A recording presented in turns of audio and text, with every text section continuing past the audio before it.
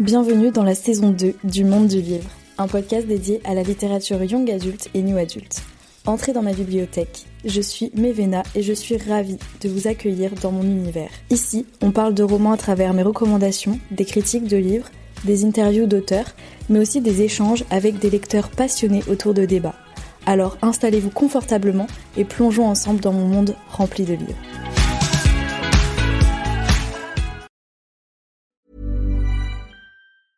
Un simple swipe peut tout changer. Un match Tinder. Et j'ai pas seulement rencontré quelqu'un, on a aussi déniché un resto italien de folie. Et maintenant le foot, c'est devenu notre truc. Je l'avais pas vu venir. Découvrez des possibilités inattendues avec Tinder. Quelle que soit la destination, tout commence avec un swipe. Télécharge Tinder dès maintenant. Bonjour à tous et bienvenue dans un nouvel épisode du Monde du Livre. Aujourd'hui, on se retrouve pour un épisode interview et je suis accompagnée par un auteur, Vivien Destro. Bonjour Vivien. Bonjour. Alors, est-ce que vous pouvez vous présenter brièvement, nous dire un petit peu comment vous avez commencé votre parcours en tant qu'écrivain ? Eh bien écoutez, voilà, je suis écrivain depuis à peu près 2 ans à temps plein et j'ai écrit mon premier livre il y a 3 ans. Et je pense comme beaucoup de personnes, le point de départ ça a été le Covid, c'est-à-dire qu'on a eu beaucoup de temps pour se lancer dans un projet alternatif. Et moi ça a été mon cas, j'avais écrit à l'époque un petit essai et du coup c'est comme ça que j'ai commencé. Au début je voulais juste faire un article et puis ça s'est vite transformé en quelque chose d'un peu plus considérable. Et donc j'avais sorti cet essai à la fin de l'année en auto-édition. Ensuite, ça avait été récupéré par une petite maison d'édition. Et puis, l'essai, c'est très intéressant. Là, celui que j'avais produit, c'était assez technique. Et je me suis dit, ce serait intéressant de faire quelque chose d'un peu plus, peut-être accessible à un plus grand nombre de personnes, tout en ayant cette capacité à transmettre certaines idées. Et c'est comme ça que j'en suis venu au roman. Là, à ce moment-là, on était déjà en 2022 et j'avais décidé d'écrire mon premier roman qui s'appelle L'invitation de Bacchus. Je l'avais sorti en auto-édition et ça s'était plutôt bien passé. Et dans la foulée, ça m'a vraiment encouragé à poursuivre dans cette voie. Donc j'ai sorti l'année d'après Les 100 fous. Donc c'est une trilogie. Là, la rédaction est encore en cours. Il reste le 3e tome à sortir cette année.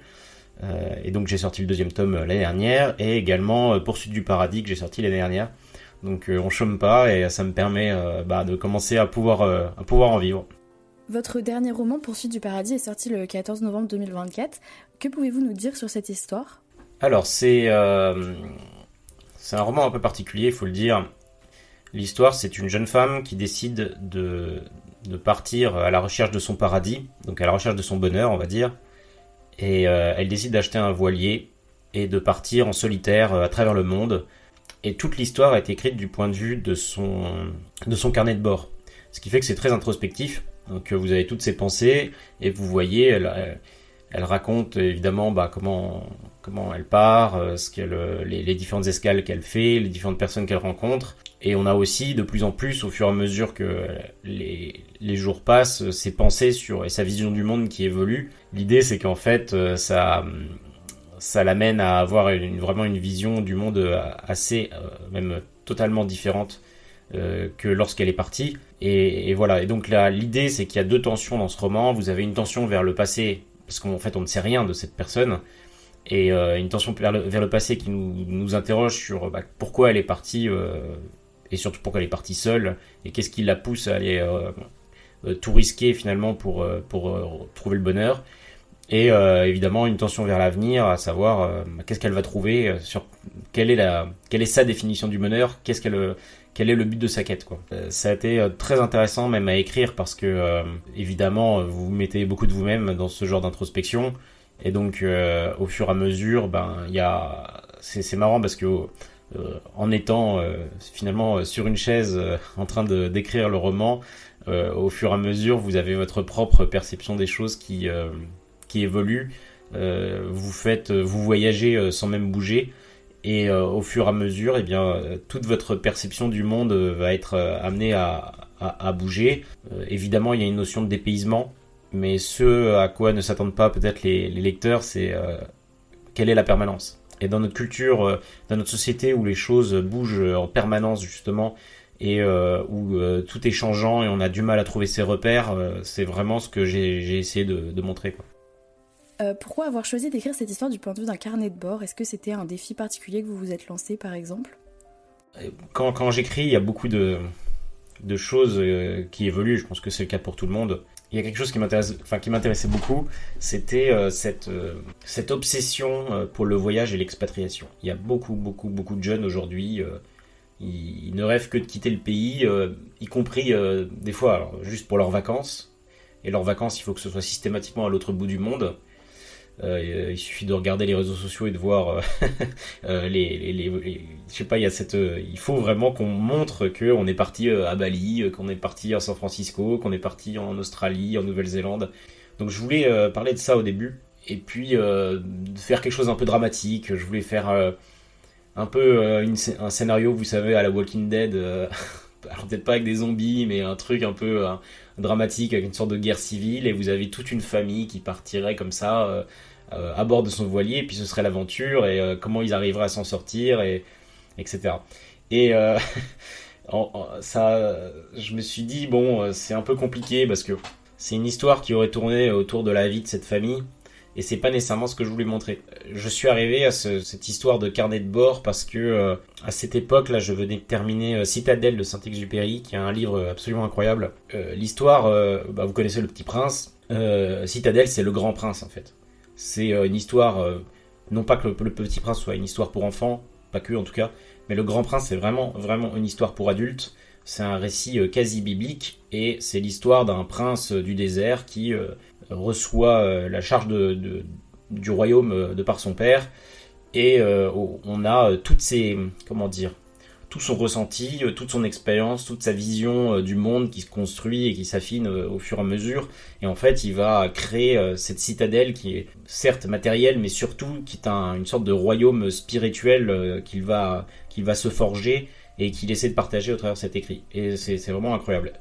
Et en fait, je me suis beaucoup inspiré de cet ouvrage. J'avais peur au début d'écrire à la première personne parce que c'est quand même quelque chose de très inconfortable. Enfin, c'est ma vision des choses. On a tendance à ne plus se dissocier de la personne. En l'occurrence, d'ailleurs, l'héros est une héroïne.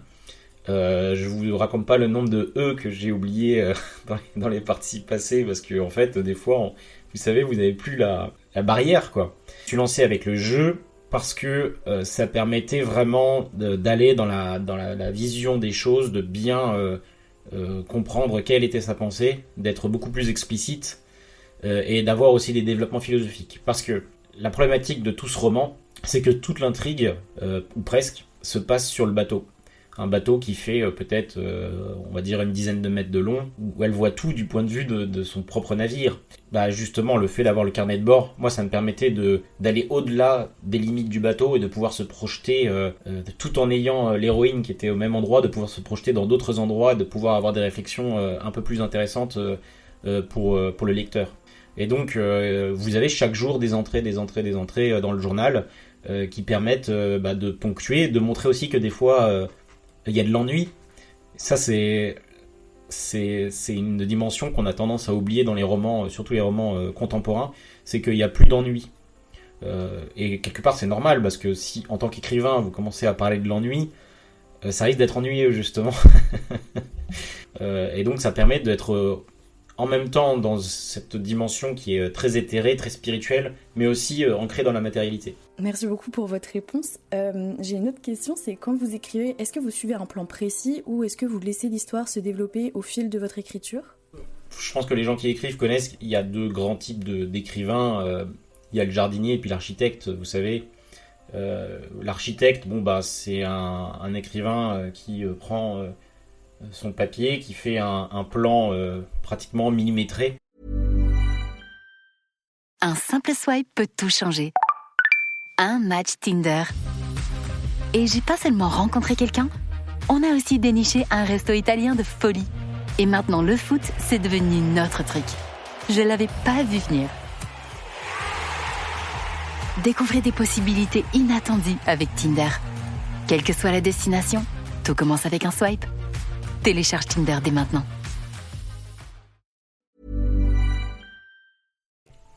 et qui va au fur et à mesure de l'écriture appliquer le plan et dire bon bah là il y a une vis, là il y a une poutre, là il y a un tel brique, il y a tel etc. Il va construire son truc parfaitement comme il l'avait prévu.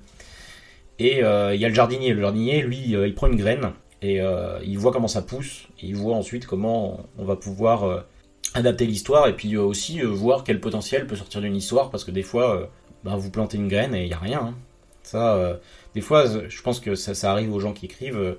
Ils disent ah ouais mais ça ce serait génial, ça nous permettrait de faire ci, faire ça. Ils commencent à planter la graine et en fait ils voient qu'il y a des contraintes qui sont telles que pour les coups ça étouffe la graine et qu'on peut pas y arriver. Et moi j'ai une approche, et je pense que c'est le cas de beaucoup de gens, qui est un peu à cheval entre les deux. C'est-à-dire que j'aime bien me mettre des contraintes, comme je disais tout à l'heure. Donc avoir un plan qui est suffisamment rigoureux pour avoir une cohérence et pour avoir aussi une structure qui en elle-même porte un message. Ça, je pense que c'est très important. Et quand j'arrive à la fin, on va dire les 20% restantes, mon objectif c'est de placer mon personnage dans une contrainte telle que y a forcément un choix moral à prendre. Et ensuite il se passe le reste, c'est-à-dire ok bon il faut que je fasse un choix moral par rapport à ça, qui est pas forcément d'ailleurs mon choix, mais qui est le choix a priori du héros. Et ce qui est drôle c'est que parfois alors que vous êtes l'écrivain, le héros peut vous surprendre. Et tout l'intérêt de la littérature, c'est de pouvoir nous orienter peut-être ou nous donner des sources d'inspiration sur tel ou tel choix cornélien. Voilà, pour répondre à votre question, j'arrive en fait aux 80% d'architecte et 20% restant c'est du jardinier, donc j'essaie de laisser pousser la graine et de voir où ça arrive et à quelle conclusion ça m'amène. Et c'est particulièrement vrai pour mon premier roman, L'Invitation de Bacchus. Donc on l'aura compris au fur et à mesure de vos explications, mais le thème du voyage, il est vraiment central dans Poursuite du paradis. Qu'est-ce que le voyage est représenté pour vous dans ce livre ? Est-ce qu'il y a un message particulier que vous aviez voulu passer ? Il y a deux aspects du voyage. Moi j'ai été beaucoup inspiré évidemment, comme je pense tout écrivain inspirant par Le voyage du héros de Joseph Campbell. Je sais pas si vous l'avez lu, la plupart des gens connaissent le principe, mais n'ont pas lu le livre. C'est assez touffu, c'est assez complexe, mais grosso modo, le voyage du héros, qu'est-ce que c'est ? C'est un héros qui part de chez lui, généralement parce qu'il est forcé de quitter son chez-soi et son confort, qui va rentrer dans un monde, ce que Campbell appelle le monde souterrain, The Underworld. Il va rentrer dans ce monde souterrain. Et dans ce monde souterrain, qui peut être symbolique, c'est pas nécessairement sous terre, il va réussir à découvrir un trésor, qui là aussi n'est pas nécessairement matériel, ou en tout cas, s'il est matérialisé, ça peut aussi être un symbole. Et ce trésor, c'est une leçon que le héros va devoir récupérer et ramener dans son monde d'origine pour pouvoir régénérer ce monde d'origine et le sauver. Et donc pour moi, le voyage, effectivement, il y a cette dimension-là, c'est-à-dire... on va quitter chez soi, on va aller trouver d'autres inspirations évidemment, d'autres cultures, d'autres visions du monde, d'autres façons de faire. Et tout ça va nous enrichir. Le voyage, c'est pour beaucoup de gens, je trouve que c'est une manière de faire une parenthèse avec leur véritable existence. Ils partent de chez eux, ils vont à l'autre bout du monde, il faut que ça ressemble le moins possible à chez eux. Et ils essaient de complètement se couper par rapport à leur réalité. Et ils en reviennent. Le choc est terrible. Le choc est terrible parce que vous revenez et vous dites ok d'accord, qu'est-ce que j'en retire ? A contrario, voilà, le véritable voyage, c'est celui qui nous permet de retenir une leçon et qui nous permet de préparer un retour. Ça, il y a un cycle évident et donc qui permet justement un enracinement. Pour moi, le véritable voyage renforce l'enracinement et pas le déracinement. Comment vous décririez le paradis que votre héroïne poursuit ? Évidemment, dans notre société, le paradis est quelque chose de matériel. Parce que on a été éduqué, on grandit dans une société qui donne énormément de place au matériel. Et le paradis, qu'est-ce que c'est ? C'est souvent déjà un confort matériel, ça c'est sûr. Une certaine forme de richesse, pas nécessairement d'ailleurs de richesse au sens milliardaire, mais en tout cas une certaine reconnaissance par rapport au reste de la société. Enfin, vraiment, il y a quelque chose qui tente à aller vers le reste de la société, quoi. Une dimension sociale qui est évidente dans l'aspiration qu'on pourra avoir au bonheur, parce que quand on parle de paradis, en fait, c'est ça, c'est le bonheur. Et évidemment, ça c'est voué à l'échec. Toute la tradition le dit, ça ne marche pas. Donc il y a une démarche spirituelle et intellectuelle à mener. Et c'est un peu l'idée de cette héroïne. Elle part avec son navire et dans sa tête, elle se dit bah oui, je vais terminer sur une plage à Bali. Je vais ouvrir mon bar pour expats. Parce qu'évidemment, sinon, si c'est les locaux qui payent, je vais vivre comme un local avec le niveau de vie d'un local. Et ça, j'y suis pas prêt.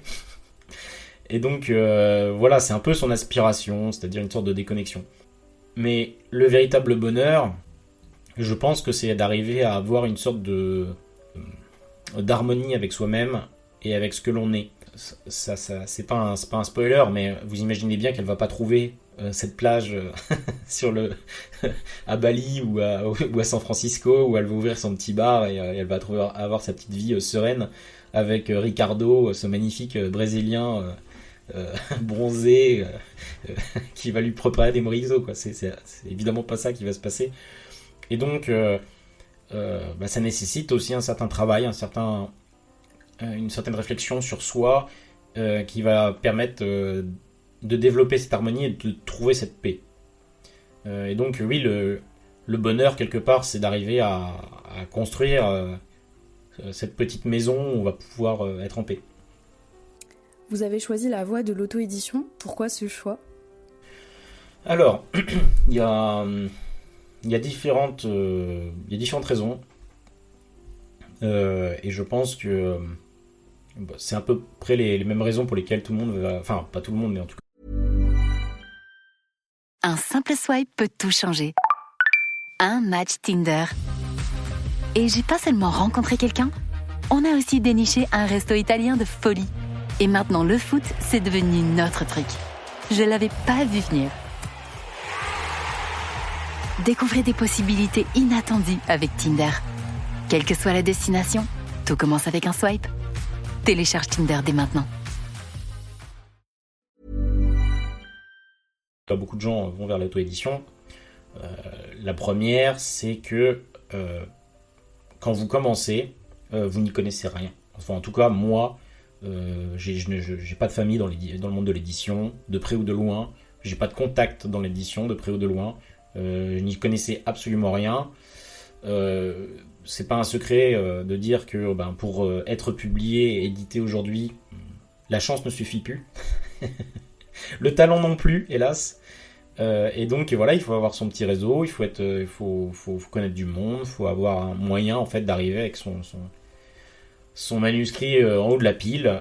Encore une fois, c'est ni la chance ni le talent, je pense pas. Enfin, peut-être que je suis très cynique sur ces questions-là. Et donc l'auto-édition, ça me permettait aussi de me lancer sans me prendre la tête, quoi. Moi, j'avais pas envie d'envoyer mon manuscrit à 500 maisons d'édition, d'essuyer 400 refus, quand j'avais des réponses d'ailleurs, et ensuite d'avoir une centaine de propositions pour me dire avec plaisir, mais vous devez payer 3000 balles pour imprimer X manuscrits. Bon, c'est pas du tout mon objectif. Déjà, à la base, je voulais voir si ça me plaisait. Et si ça plaisait aussi aux autres. Donc, l'auto-édition, parfait. Moi, je passe par Amazon KDP. Voilà, ça me permettait d'avoir un produit rapidement disponible à la vente. Et de ne pas prendre d'engagement financier. Parce que je pense que c'est d'abord... quand on veut se lancer en tant qu'écrivain, comment dire, c'est pas en sortant de l'argent que vous allez en faire rentrer, quoi. Donc ça c'est l'autre aspect, c'est l'aspect des marges, parce que là imaginons je signais avec une maison d'édition pour l'invitation de Bacchus, imaginons, je pense qu'ils m'en auraient vendu moins que ce que j'ai fait actuellement. Imaginons qu'ils m'en aient vendu 200, ce qui est déjà pas mal. Voilà, pour mon premier livre, c'était un essai. Je touchais 2 € par livre, Là, c'est à peu près ce que j'aurais touché. Donc voilà, vous avez touché 400 €. Moi, un roman, c'est 1000 heures de travail à peu près, donc vous avez touché 40 centimes de l'heure. C'est bien. Mais c'est pas suffisant. Donc voilà, l'auto-édition, vous avez des marges qui sont plus intéressantes, en particulier si vous faites de la vente en direct, ce que je fais énormément. Et donc, en ayant ces marges plus intéressantes, ça me permettait à court terme de pouvoir en vivre, d'en faire mon activité principale. Alors, j'ai une dernière question pour conclure. Est-ce que vous pourrez nous dire où est-ce qu'on peut se procurer vos romans et suivre votre actualité ? Alors, on en parlait à l'instant, hein, vous avez Amazon, donc vous tapez Vivien Destro et vous me retrouvez assez rapidement. Donc voilà, actuellement vous avez l'invitation de Bacchus, Poursuite du paradis dont on a parlé, et les 2 tomes des 100 fous qui sont sortis, donc vous pouvez les retrouver.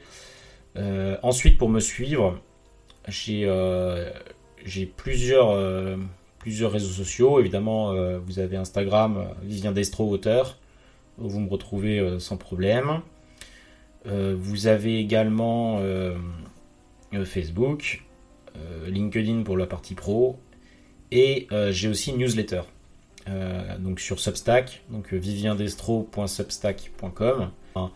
Un podcast là que je viens de lancer, ça s'appelle Le Château, et l'idée c'est au travers de ce podcast de partager soit une histoire, soit une anecdote, soit des légendes, soit etc. En lien avec l'endroit où je me trouve, et donc de reconnecter les gens avec notre patrimoine, avec notre pays, et de les amener à aller en profondeur dans ce territoire dans lequel souvent ils vivent et duquel ils ne connaissent rien. Et donc voilà, c'est un peu toute mon œuvre, on peut dire, d'essayer de reconnecter les gens avec leur propre pays. Eh bien, merci beaucoup Vivien pour cette interview, c'était très intéressant. Voilà, chers auditeurs, l'épisode est terminé. J'espère qu'il vous aura plu et on se retrouve la semaine prochaine pour un nouvel épisode.